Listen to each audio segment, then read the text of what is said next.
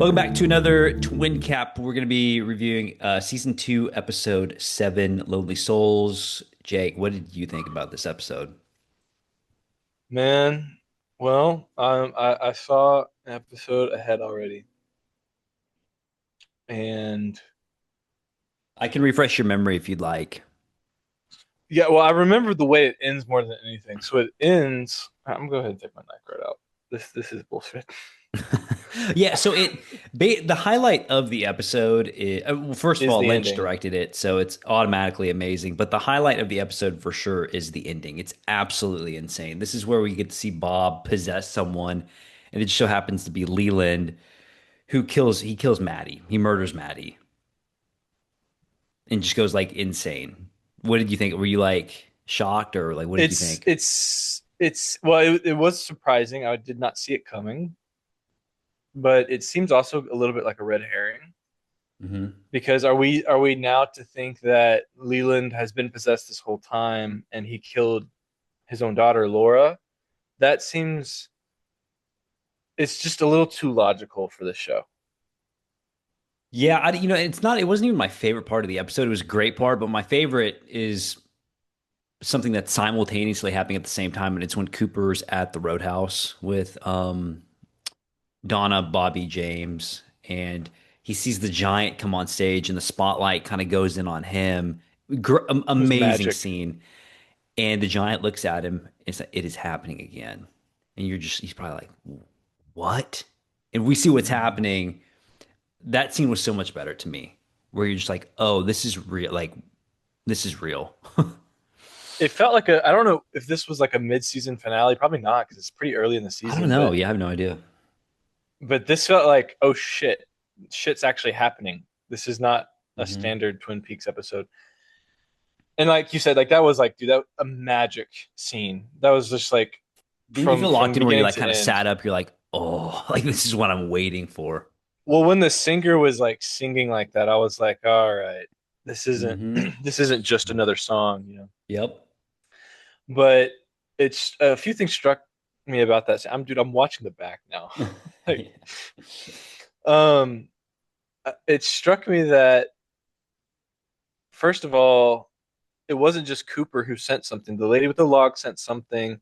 Bobby was there, and Bobby Yes. sent something. Donna and James were there, and they all sent something too. But Bobby and James are in the same place, and they're not fighting anymore. So again, it kind of seems that that rivalry is just like it's like it never even happened. Like it's over And with. Snake It just came kind of back too. and Snake came out. We were just talking Yep. about how like Snake just yeeted himself out of the show last season, and now he just like nothing. This show is like gaslighting us. I learned a new term today: ghost lighting, Ghost lighting. where Yeah. you ghost someone, but then you come back and you gaslight them like that you never left, and like it was just normal. And I feel That's like I've been hilarious. ghostlighted by Snake. Like I got booblayed by Snake. You know what I Yeah. mean? I know. Yeah, it was nice to see him there again, but I was just kind of like, "Hey, what are you doing? What are you doing, man?" Yeah. Like, and he's not. Yeah, he just comes back and he doesn't really do anything important. Again, he's just there. Yeah, the other big part of this episode, I would say that was for sure the biggest part. But the second biggest part, which was also a really big deal, obviously at the beginning, Hawk goes into Harold's place. He has hung himself, gets the other diary, and it's revealed that Ben um, admits that he slept with Laura. And when the pages are reconstructed, it's basically revealed that Laura was molested and abused by Bob, and that she was planning to tell the world about Ben Horn. So yeah, a lot to unpack there. So Ben, obviously still a bad guy, but the scene where Bob possessed Leland hit even harder after figuring that out because it's like, oh, okay, Yeah. this guy is just as bad as we thought. This is an evil person. It was like graphic and uncomfortable. Like I was kind of like gripping the sides of the bed, like I don't like this. Like, Were you ew. sad to see Harold dead? I was a little sad. He was a bad guy, but I was hoping that he would do more. I'm fine with it because it like the whole it was like a 3 episode arc, 2 to 3 That's episode it. arc with him. Three, I think like three. It always kind of felt like a sideshow. Like it always felt like a side quest. So I'm glad that they kind of just wrapped it up in a neat little bow there. Personally, um, for me, I just kind of felt drawn to all the supernatural elements of this episode. Like Oh, and the even horse. with Remember the horse, the white horse in the living room? oh dude, that has to be a reference to Revelation. That has to be with the white horse. The pale horse death? Was it maybe Yeah. death that rode the white horse? I'm not sure. Actually that makes sense since Maddie got killed right after that. So Like right after. probably Yeah, yeah. so very interesting choice. I mean, that's like a self-conscious, like, oh, I'm just gonna drop a ref to the Book of Revelation. Um, Yeah. Let me ask you so this. interesting choice, So Lynch. Maddie is played by the same actress who plays Laura. Completely different Nice. character, but you can see that some people are smitten with Maddie because uh they're a reminder of Laura because they look so similar. Yeah, and Ben himself was when he like admitted all this to Audrey, he was like, I loved her about Laura. Yeah, no, It yeah. just seems like this whole damn town was in love with Laura for some Which yes, and that gets exactly to what I was asking you. Even though they're completely different characters and you really can't compare the two, does the character of Matt like does Maddie kind of show you who Laura is? Like, are you infatuated with the character of Maddie at all? Like, were you or not really? Like, do you think she kind of gives a vibe of what Laura was like? Or are you expecting Laura to be completely different? Like, whenever we watched the movie Firewalk with me.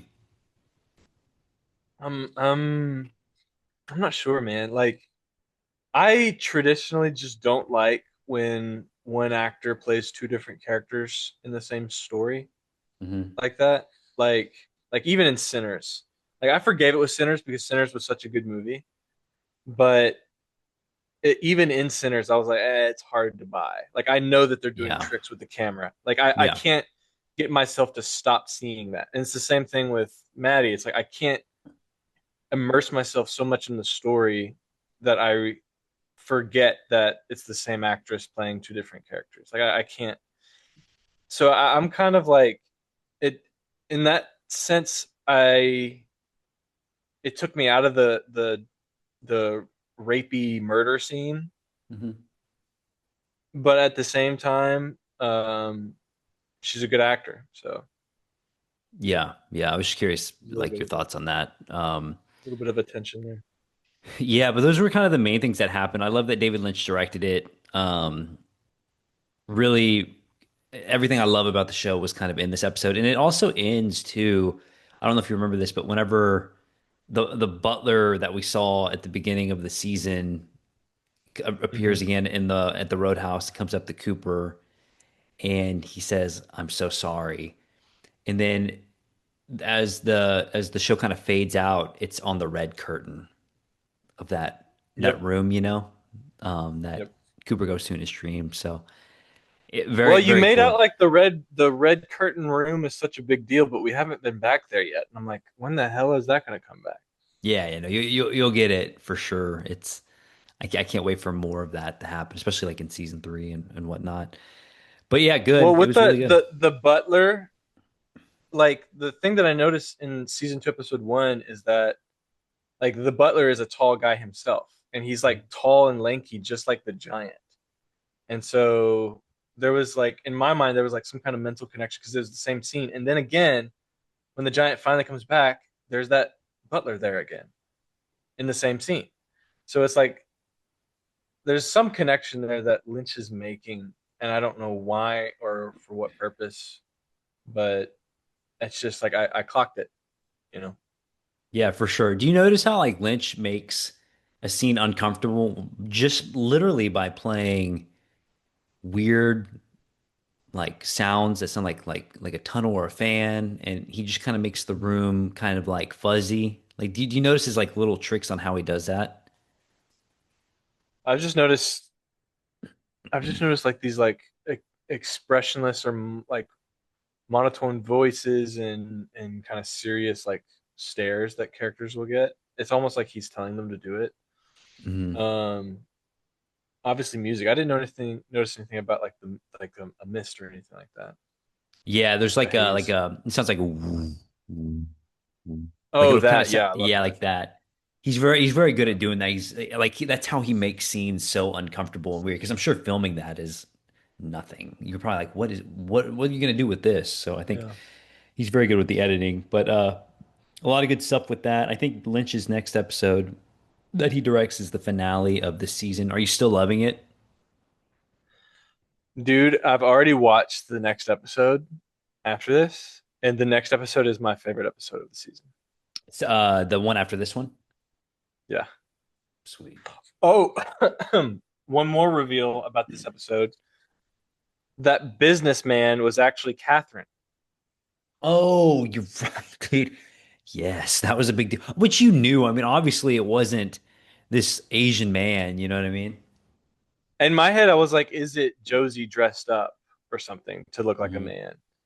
man? Which didn't like chronologically align, but Hmm. I was just like, oh, in my head, I was like, maybe it wasn't the same character, but maybe it was the same actor. But Yeah, no, it was fucking Catherine. Catherine the whole Um, time. did you remember that from the first time you watched? No, no, I didn't even remember that character at all. I was like, Yeah, oh my gosh. really, really crazy twist. Really crazy way to do it too. But yeah, we have a lot to talk about with the next episode. So I'm about halfway through it, so I'll definitely be ready for it whenever we record next. I'm excited to talk because the first half is really good, so I'm excited to see how the last 20 minutes are. But yeah, overall, great episode. As always, I mean, I feel like we say that every time, but it's just great. The whole thing's always fun, and you can't help yourself but go on to the next one, because it's just like I've got to know what happens. So yeah, it's a problem. I've got an no, it's addiction. okay. It's a good problem. It's a good problem. But we will be back soon to do the next episode. We'll see y'all soon.